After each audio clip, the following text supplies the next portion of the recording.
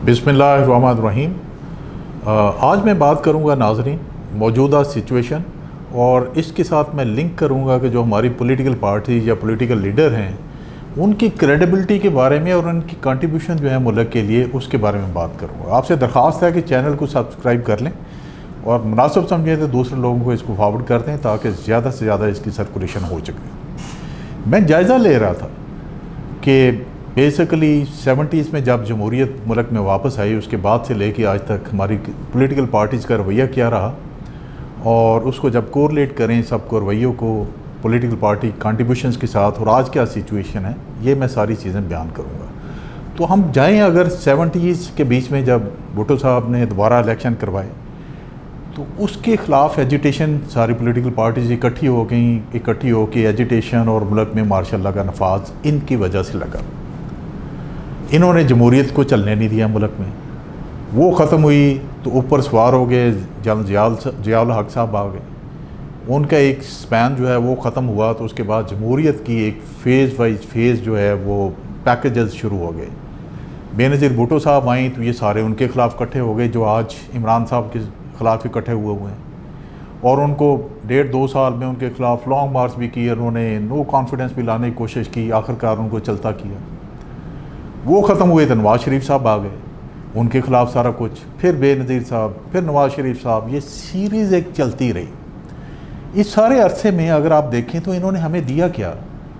इस मुल्क को इन्होंने कुछ नहीं दिया, डुबोया है। जब भी पॉलिटिशियंस आते रहें, इस गवर्नमेंट को आते रहें, आप देख लें कि आपकी GDP नीचे चले गई, आपके रिज़र्व नीचे चले गए, अनएम्प्लॉयमेंट बढ़ गई, और आपकी हर चीज़ जो आपकी इकॉनमी के साथ मुंसलिक है वो नीचे जानी शुरू हो गई।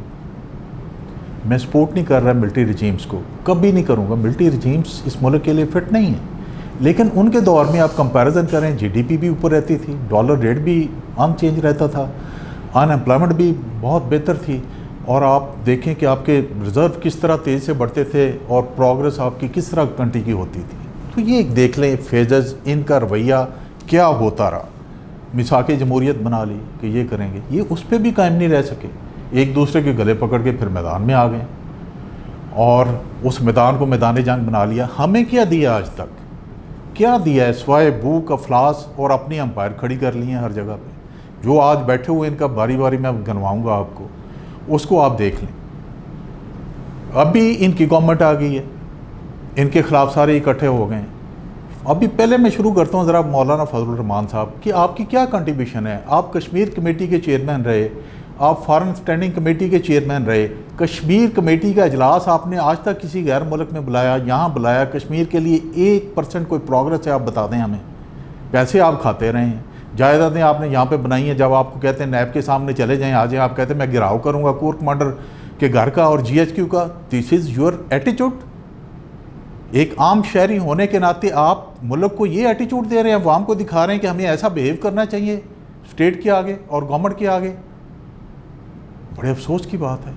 फिर जब आप 3-4 इंटरव्यू आपके सर्कुलेशन में हैं, चल रहे हैं, आपको सलीम साफ़ी साहब पूछ रहे हैं कि आपने वो ड्रोन वाले पे दस्तखत क्यों किए हैं, आप उसको कहते हैं आगे चलें आगे चलें। आप इस मुल्क के मफादात का सौदा आपने दस्तखत करके करते रहे,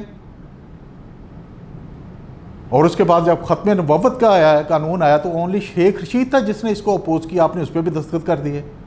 ये किधर हैं सारे ख़त्म नबुव्वत वाले? पूछें आपसे।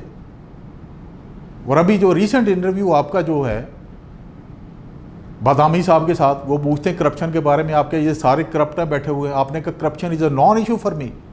अगर ये सारे काम गलत काम आपकी झोली में पड़े हुए हैं तो आप हमारे लिए नॉन इशू हैं। हमें ऐसी लीडरशिप नहीं चाहिए, बिल्कुल नहीं चाहिए। वो रिक वारन कहता है the most essential quality for a leadership is not a perfection but a credibility. आपकी क्रेडिबिलिटी किधर है? जो सारे ये बैठे हुए क्रेडिबिलिटी ज़रा मुझे दिखाएं किधर है? और इलामा इकबाल कहते हैं खुद ही ना बेच, गरीबी में नाम पैदा कर। किधर की खुदी आप लोगों की? कल एक दूसरे के पेट फाड़ने वाले, गालियां निकालने वाले, घसीटने वाले, मुकदमे एक दूसरे के ऊपर करने वाले आप इकट्ठे हो गए, खुदियाँ बेच दी अपनी सारी की सारी आपने। वेयर इज़ दैट क्रेडिबिलिटी जिस एक लीडरशिप की शान होनी चाहिए, एट्रीब्यूट होना चाहिए। उसके बाद आप शहबाज शरीफ साहब को देख लें, 16 बिलियन रुपीज़ जो हैं वो टीटी के लगे हुए आपके अकाउंट में आ गए, जवाब उसका नहीं दे रहे आप। और जरदारी साहब ने तो अवार्ड मिलना चाहिए इनको हर दफ़ा। ये करप्शन के लिए जाली बैंक क्रिएट कर लिया हुआ है। ये सारे करप्ट टोला इकट्ठा हो गया हुआ है आके। और हमें सबसे ज़्यादा अफसोस ये होता है कि आप ठीक है नो कॉन्फिडेंस करना हारे का हक है, आप करें। दो चीज़ें, एक तो इशू क्या है पहले वो बता दें। इशू ये आप कहते हैं ये बंदा करप्ट है, वो करप्ट नहीं है। आप कहते हैं इकॉनमी डाउन होगी, सारे इंडिकेटर्स ऊपर हैं। फिर हमें तकलीफ इस बात पे पहुंची है कि आपने जो ही रशिया का विजिट अनाउंस किया प्राइम मिनिस्टर ने, आपने उससे 3 दिन पहले कॉल दे दी कि हम नो कॉन्फिडेंस लाएंगे। आप उसको, इसका मतलब है कि वो जो विजिट था प्राइम मिनिस्टर साहब का, उसको आप सबूताज करना चाहते थे। कोई चाहता था कि वो विजिट ना हो? कौन चाहता है कि वो विजिट ना हो? हमें पता है। फिर आपको पता था इस 23 मार्च की वैल्यू किया है पाकिस्तान के लिए। 15 साल बाद OIC कॉन्फ्रेंस हो रही है और हमारा 75th है ये यौम पाकिस्तान जो है। OIC वाले सारे आ रहे हैं यहाँ पे, MBS आ रहा है, चाइनीज़ फॉरेन मिनिस्टर आ रहा है। इसकी बड़ी इंपॉर्टेंस है। आपने अनाउंस किया हम 23 मार्च लॉन्ग मार्च करेंगे इसके ऊपर। इसको सबूताज करना चाहता था। कौन चाहता था कि ये सबूताज हो जाए, OIC कॉन्फ्रेंस ना हो? वो हमें सारा पता है। आप उनके हाथों में खेल गए। कहाँ है वो खुद ही जो इलामा इकबाल ने कही थी? और रिक एवन की वो किधर है? वो लीडरशिप के ट्रेड, वो कहता है जो क्रेडिबिलिटी, कौन सी क्रेडिबिलिटी है? उससे आप हटे तो आपने नो कॉन्फिडेंस उस वक्त जमा करा दी जो कंक्लूड हो रही है 23 मार्च के आसपास जाके। फिर आप सबूताज करना चाहते हैं। हम ये बातें हमें बर्दाश्त नहीं है। जो पाकिस्तान की नेशनल इंटरेस्ट के खिलाफ खेलेगा, हम वो बातें किसी सूरत डाइजेस्ट नहीं करेंगे। आप अप्रैल में करते तो मे भी हम आपको सपोर्ट करते, आप मई में करते हम आपको सपोर्ट करते, लेकिन उन क्रिटिकल मोमेंट पे जो पाकिस्तान के लिए बड़े इंपॉर्टेंट हैं वो आप करेंगे तो ये चीज़ बर्दाश्त नहीं की जाएगी। एहसन इकबाल साहब रोज़ाना टीवी पे आके शोर मचाते हैं कि ये मुल्क कानून के मुताबिक चलना चाहिए। आप ये कानून के मुताबिक चलवा रहे हैं, लोगों को ख़रीद रहे हैं आप। वो करप्शन के पैसे बोरियां भरी हुई हैं और हारे के पास जा रहे हैं। यह कानून के मुताबिक चल रहा है। और फिर कानून बड़ा वाज़ेह है जिसमें उन्होंने कहा जी आप फ्लोर क्रॉसिंग नहीं कर सकते। आप उनको मजबूर करके आप कानून की वायलेशन करवा रहे हैं। यह कानून के मुताबिक चल रहा है मुल्क। आपने बहुत डिसअपॉइंट किया हमें। इस पाकिस्तान को हमेशा आपने डिसअपॉइंट किया और हमें बहुत ज़्यादा, ख़ास तौर पे इस दफ़ा आपने बहुत डिसअपॉइंट किया। हम समझते थे शायद एक अच्छा कल्चर, एक पॉलिटिकल कल्चर परवान चढ़ गया पाकिस्तान में और आप अच्छा जो है बिहेव करेंगे, हमारे लिए अच्छा सोचेंगे। इशू तो कोई बताएं, प्लान लेके आए ना, क्या बेहतरी करेंगे हमारे लिए? 30 साल में आपने डबोया है हमें, अभी क्या बेहतरी करेंगे? सिर्फ एक ही प्लान है कि मुकदमे ख़त्म करा लें, EVM जो है उसका वो ख़त्म कर दें, ओवरसीज़ के वोट ख़त्म कर दें, नैब के चेयरमैन को हटा दें, FIA के चेयरमैन को हटा दें, नए जजेस भर्ती कर लें। ये एजेंडा है आप लोगों का। खेल रहे हैं आप लोगों के हाथों में, बोरियां भर के फिर रहे हैं। भी मौजूदा सिचुएशन आप देखें कि इन्होंने ऐलान किया जी इतने हमने ख़रीद लिए हुए हैं। क्रेडिबिलिटी तो आपकी ग्राउंड ज़ीरो होगी ना उसी वक्त, इतने ख़रीद लिए हुए हैं। और इस सिचुएशन में मैं समझता हूँ कि PTI जो है उसने भी अपने कार्ड कोई सही तरीके से इस्तेमाल नहीं किए। PTI ने जो शुरू में ही शोर मचा दिया कि जो लोग इन्होंने ख़रीदे हुए हम उनको वोट नहीं डालने देंगे, हम स्पीकर को कह देंगे जी इनका वोट काउंट नहीं होना चाहिए। समझदारी का मुजाहरा ये करना चाहिए था कि आप इसको जो ऑप्शन था इसको छुपा के रखते और आखिरी दिन स्पीकर को इसको कन्वे करते ताकि ये इसी एक ऑप्शन पे वर्कआउट करते, वो उस दिन नॉकआउट हो जाता। आपने इनको पहले ही पत्ते को आउट कर दिया, उन्होंने इसको छोड़ के प्लान B पे आ गए, वो आपके इत्तेहादियों की तरफ छोड़ना शुरू हो गए। मैं बात करना चाहता हूँ चौधरी परवेज़ इलाही साहब, MQM साहब, बाप, आप 3.5 साल इस हुकूमत के साथ रहे, एग्रीमेंट किया, इकट्ठा इलेक्शन लड़ा है आपने इनके साथ मिलके और इनके साथ रहें, और जो आपको थोड़ा बहुत ज़्यादा नवाज दे आप उस तरफ टिल्ट कर जाएंगे? नहीं,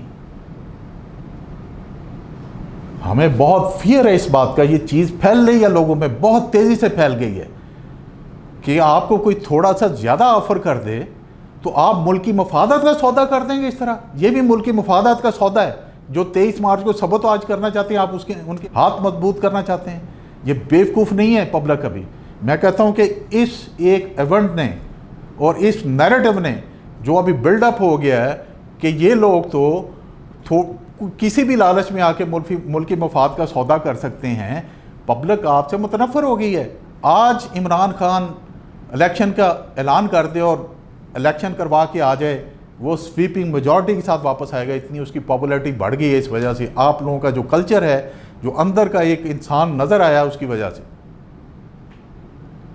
मैं तो कहता हूँ कि वो हार जाए, इलेक्शन हो, फिर आप देखें आपका हाल क्या करते हैं लोग, किस तरह वो स्वीपिंग मेजॉरिटी के साथ वापस आता है। दूसरा, एक और यहाँ पे र्यूमर चल रहा है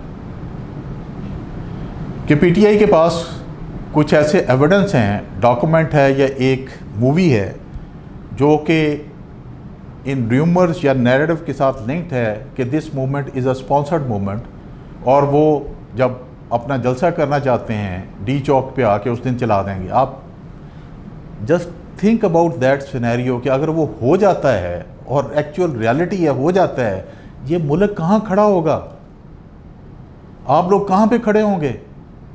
मुल्क की बाहर क्या इज्जत होगी? क्या हम कर रहे हैं? आप कह रहे हैं बाहर के मुल्कों के जो जितने भी हैं आने वाले हैं यहाँ पे वफूद हैं, उनको आप कह रहे हैं इसका हुक्म ना माने, इसके साथ बातचीत ना करें क्योंकि ये फारग हो जाएगा। दिस इज़ अ एटीट्यूड आप लोग हमें बता रहे हैं। जत्थे लेके आते हैं आप वहाँ पे इस्लामाबाद में पार्लियामेंट हाउस में, और आप कहते हैं कि उनके थ्रू आप रूल करेंगे, स्नैच कर लेंगे सारा कुछ। पॉलिटिकल लीडरशिप अपने एटीट्यूड से, अपने एक्शन से, अपने डीड से लोगों को इम्प्रेस अपॉन करती है। आप लोगों ने हमें डिसअपॉइंट किया है और डिसअपॉइंट कर रहे हैं। मैं पैगाम देना चाहता हूँ उन सारे लोगों को, मेरी कोई एफिलिएशन नहीं है पीटीआई के साथ, हमारी एफिलिएशन सिर्फ पाकिस्तान के साथ है। अपने आप को स्ट्रॉन्ग करें, ये छोटी छोटी चीज़ों पे अपने आप को मत बेचें। आप ये एमएनए हजरात जो दाएं बाएं बोरियां देख के लालच में आ जाते हैं, अपनी क्रेडिबिलिटी को स्ट्रॉन्ग करें, आप बहुत मजबूत बन के उभरेंगे।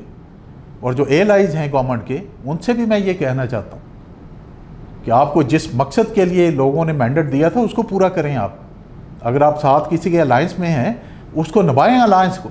अगर वो कोई गलतियां करते हैं उसको हाईलाइट करें, ऑब्जेक्शन करें उसके खिलाफ, लेकिन लालच में आके कुछ लेके ना इस मुल्क की मफादत का सौदा करें, ना अपने मफादत का सौदा करें। Thank you very much.